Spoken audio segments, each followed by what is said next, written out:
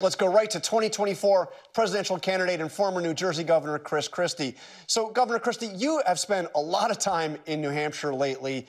Let me ask you, based on what you're hearing from voters, when Trump goes out and says incendiary things like calling January 6 prisoners hostages, suggesting that the chairman of the Joint Chiefs of Staff should face the death penalty, do voters notice? Does it make a difference?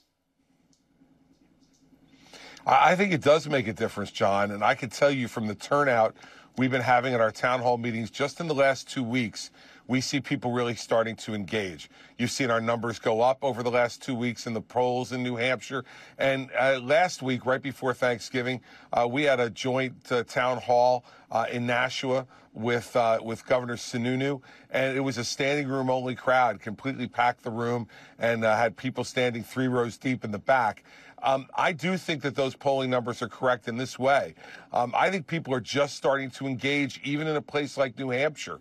I really see people now finally starting to dig in, figure out who they think is saying the things that they want to hear, and telling the truth to the voters in New Hampshire. I think that's going to make a huge difference. And so, look, you look at those numbers. John McCain was in 3rd place at this point in 2007, going into the 08 primary. That's exactly where I am, and we think we're going to have a very similar result. Again, we've seen DeSantis and Nikki Haley increasingly go after each other. They are taking Trump on a bit now, but spend a lot of time going after each other. You're starting to take both of them on as well. Isn't this exactly how Trump wins, is having that opposition to him, the anti-Trump vote aimed at each other instead of taking him on? John, look, I've spent the majority of my time going after the guy who's in 1st place. I'm going after Donald Trump. And all I point out about Ron DeSantis and Nikki Haley is that they're not going after Trump. And I don't understand why they're spending time going after each other and not going after Trump. If all 3 of us would go after Donald Trump, well, then the most credible amongst the 3 of us in terms of those critiques would wind up winning this primary, I believe. And so we need to all be talking about the guy who's in 1st place. I don't understand. I'm not playing for 2nd place here, John. I'm playing to win. And that's why my campaign from the beginning has been that way. And look, Governor Haley has said things like she thought he was the right president at the right time. She's also said that she'd be inclined to pardon him.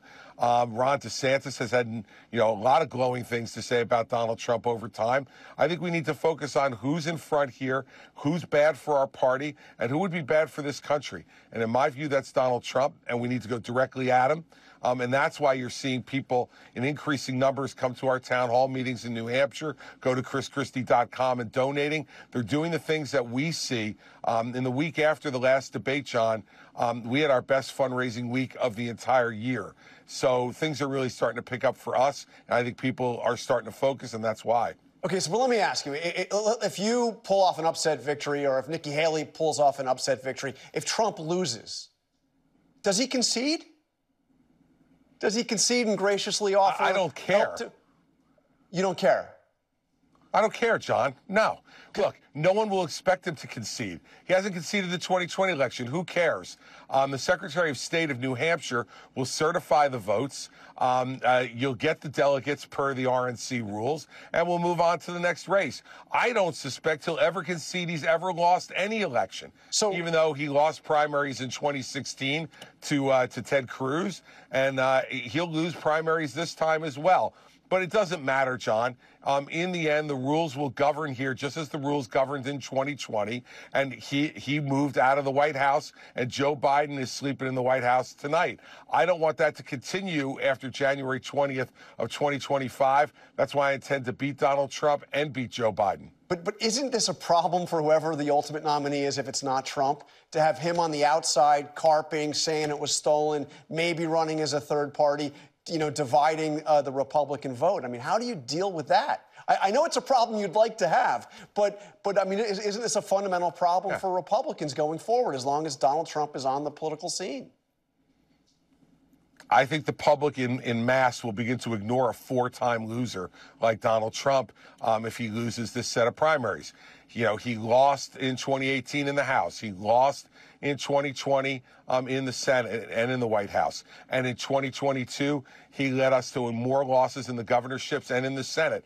And if he loses in 2024, he'll be a 4-time loser. I think he'll go back to Mar-a-Lago. He'll continue to carp and moan and complain and say we don't deserve him. Anything that gets him out of this race and keeps him out of the White House is fine by me. Okay, so we're almost out of time, but it looks from your campaign schedule like sometimes you're running for president of New Hampshire. So what is the plan if you pull off this upset in New Hampshire? What do you do post New Hampshire? Our next 2 focuses, John, will be South Carolina and Michigan. And we believe in both of those states we can do quite well. We've already been on the ground in South Carolina a number of times in this campaign, and we're getting ready to start going to Michigan. But right now, with 58 days to go until the New Hampshire primary, we are going to focus most of our time and energy on the state of New Hampshire, because we believe that New Hampshire has a long history of determining who the nominee of the party will be. We intend to be the guy who surprises everybody in that race on January 23rd. All right, Governor Chris Christie, thank you for joining us. Hi, everyone. George Stephanopoulos here. Thanks for checking out the ABC News YouTube channel. If you'd like to get more videos, show highlights, and watch live event coverage, click on the right over here to subscribe to our channel. And don't forget to download the ABC News app for breaking news alerts. Thanks for watching.